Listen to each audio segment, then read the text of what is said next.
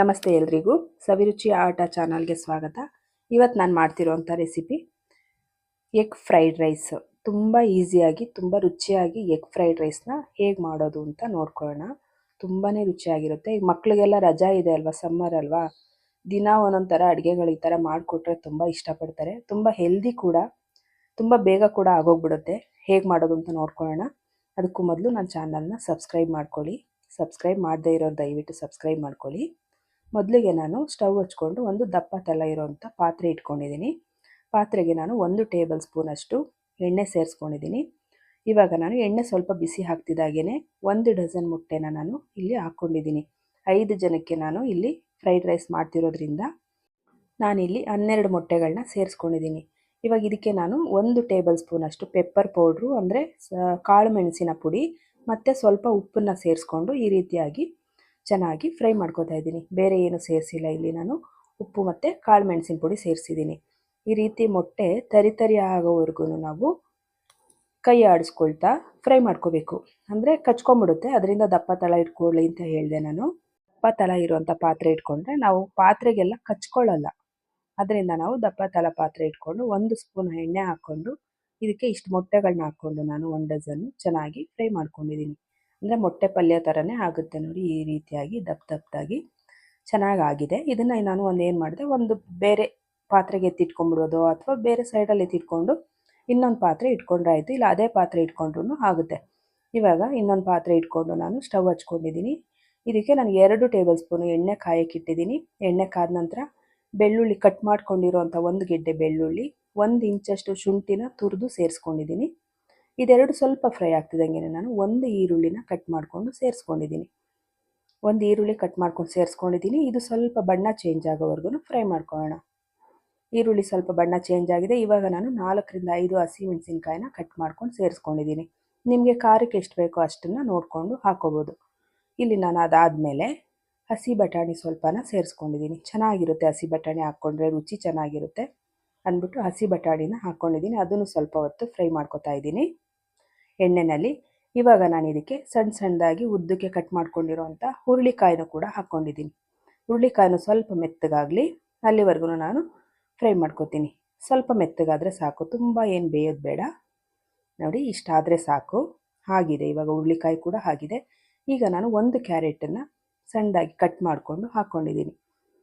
ನಿಮಗೆ ಕ್ಯಾರೆಟು ಹುರುಳಿಕಾಯಿ ಎಲ್ಲ ಎಷ್ಟು ಬೇಕೋ ಅಷ್ಟು, ನೀವು ಎಷ್ಟು ಜನಕ್ಕೆ ಮಾಡ್ತೀರೋ ಅಷ್ಟು ನೋಡಿಕೊಂಡು ಹಾಕೋಬೋದು. ನಾನಿಲ್ಲಿ 1 ಕ್ಯಾರೆಟ್ ತೊಗೊಂಡೆ, ಒಂದು ಚಿಕ್ಕದೊಂದು ಬಟ್ಲು ಆಗಿತ್ತು. ಕ್ಯಾರೆಟ್ ಕೂಡ ಕಟ್ ಮಾಡ್ಕೊಂಡು ಹಾಕ್ಕೊಂಡೆ. ಅದು ಸ್ವಲ್ಪ ಫ್ರೈ ಆದರೆ ಸಾಕು, ತುಂಬ ಬೇಯೋದು ಬೇಡ. ಇವಾಗ ನಾನಿದು 1 ಕಪ್ಪಷ್ಟು ಕೋಸು ಅಂದರೆ ಎಲೆಕೋಸು ಅಂತ ಹೇಳ್ತೀವಲ್ವಾ, ಅದನ್ನು ನಾನು ಕಟ್ ಮಾಡಿಕೊಂಡು ಸಣ್ಣದಾಗಿ ಹಾಕ್ಕೊಂಡಿದ್ದೀನಿ. ಎಲೆಕೋಸು ಕೂಡ ಸ್ವಲ್ಪ ಸಾಫ್ಟ್ ಆದರೆ ಸಾಕು. ನೋಡಿ, ಈ ರೀತಿಯಾಗಿ ನೀಟಾಗಿ ಒಗ್ಗರಣೆಯಲ್ಲಿ ಎಲ್ಲದನ್ನು ಸ್ವಲ್ಪ ಮೆತ್ತಗಾದರೆ ಸಾಕು. ಎಷ್ಟು ಚೆನ್ನಾಗಿ ಕಾಣ್ತಾ ಇದೆ ಅಲ್ವಾ. ಇವಾಗ ನಾನು ಮತ್ತೆ ಉಪ್ಪು ಸೇರಿಸ್ಕೊಂಡಿದ್ದೀನಿ. ಆವಾಗಲೇ ಸೇರಿಸ್ಕೊಂಡಿದ್ದು ಮೊಟ್ಟೆಗೆ ಮಾತ್ರ. ಇವಾಗ ನಾನು ಬರೀ ಇಲ್ಲಿ ವೆಜಿಟೇಬಲ್ ಸ್ವಲ್ಪ ಸಾಫ್ಟ್ ಆಗಲಿ ಅಂತ ಮಾತ್ರ ಉಪ್ಪು ಸೇರಿಸ್ಕೊಂಡಿದ್ದೀನಿ.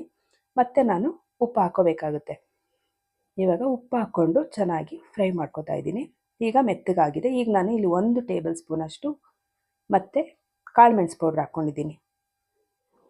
ನಾವು ಬೇರೆ ಏನು ಖಾರಕ್ಕೆ ಇಲ್ಲಿ ಮಸಾಲೆಗಳೆಲ್ಲ ಸೇರಿಸ್ತಾ ಇಲ್ಲ, ಅದರಿಂದ ಹಸಿಮೆಣ್ಸಿನ್ಕಾಯಿ ಕೂಡ ಕಡಿಮೆನೇ ಹಾಕ್ಕೊಂಡಿರೋದ್ರಿಂದ ನಾನು 1 ಟೇಬಲ್ ಸ್ಪೂನು ಕಾಳು ಮೆಣಸು ಪೌಡ್ರು ಹಾಕ್ಕೊಂಡಿದ್ದೀನಿ. ಇದಕ್ಕೆ 1 ಸ್ಪೂನಷ್ಟು ಸೋಯಾ ಸಾಸ್ ಕೂಡ ಹಾಕ್ಕೊಂಡಿದ್ದೀನಿ.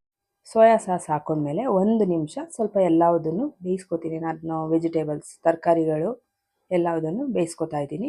1 ನಿಮಿಷ ಹಾಕ್ತಿದ್ದಂಗೆ ನಾನಿಲ್ಲಿ ನಾವಿವಾಗ ಎಷ್ಟು ಜನಕ್ಕೆ ನಾವು ಫ್ರೈಡ್ ರೈಸ್ ಮಾಡ್ಕೋತಾ ಇದ್ದೀವಿ ಅಷ್ಟು ನೋಡಿಕೊಂಡು ಅನ್ನನ ಸೇರಿಸ್ಕೊಳ್ಳೋಣ.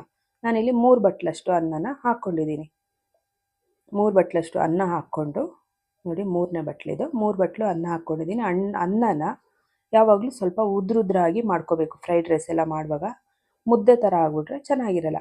ಇವಾಗ ಮತ್ತೆ ಇದಕ್ಕೆ ನಾನು ಒಂದು ಅರ್ಧ ಟೇಬಲ್ ಸ್ಪೂನಷ್ಟು ಕಾಳು ಮೆಣಸು ಪೌಡ್ರು, ಮನೆಯಲ್ಲೇ ಮಾಡ್ಕೊಂಡಿರೋದು ಯೂಸ್ ಮಾಡ್ತಾ ಇರೋದು ಕಾಳು ಮೆಣಸು ಪೌಡ್ರು ಹಾಕ್ಕೊಂಡಿದ್ದೀನಿ. ಅದ್ರ ಜೊತೆಗೆ ಮತ್ತೆ ಉಪ್ಪು ಕೂಡ ಹಾಕ್ಕೊಂಡಿದ್ದೀನಿ. ಅನ್ನಕ್ಕೆ ನಾವು ಉಪ್ಪು ಹಾಕೋದಿಲ್ಲ. ಅನ್ನ ಮಾಡ್ಬೇಕಾದ್ರೆ ಕೆಲವರು ಉಪ್ಪು ಹಾಕ್ತಾರೆ, ನಾವು ಹಾಕಲ್ಲ. ಅದರಿಂದ ನೋಡಿಕೊಂಡು ಉಪ್ಪನ್ನು ಸೇರಿಸ್ಕೊಳ್ಳಿ. ಈ ಉಪ್ಪೆಲ್ಲ ಹಾಕಿದ್ಮೇಲೆ ಚೆನ್ನಾಗಿ ಒಂದ್ಸಲಿ ಅನ್ನ ಮತ್ತು ಈ ಗೊಜ್ಜು ನಾವು ಕೆಳಗಡೆ ಏನು ಮಾಡ್ಕೊಂಡಿದ್ವಿ ಎಲ್ಲದನ್ನು ಚೆನ್ನಾಗಿ ಮಿಕ್ಸ್ ಮಾಡ್ಕೊಂಡಿದ್ದೀನಿ, ಅನ್ನ ಎಲ್ಲ ಹೊಂದ್ಕೊಳ್ಳೋ ಥರ. ಇವಾಗ ನಾನು ಮೊಟ್ಟೆ ಏನು ನಾವು ಫ್ರೈ ಮಾಡಿ ಇಟ್ಕೊಂಡಿದ್ವಿ ಮೊಟ್ಟೆ ಕೂಡ ಸೇರಿಸ್ಕೊಂಡಾಯ್ತು. ಮೊಟ್ಟೆ ಸೇರಿಸಾದ್ಮೇಲೆ ಒಂದ್ಸರಿ ಚೆನ್ನಾಗಿ ಮಿಕ್ಸ್ ಮಾಡಬೇಕು.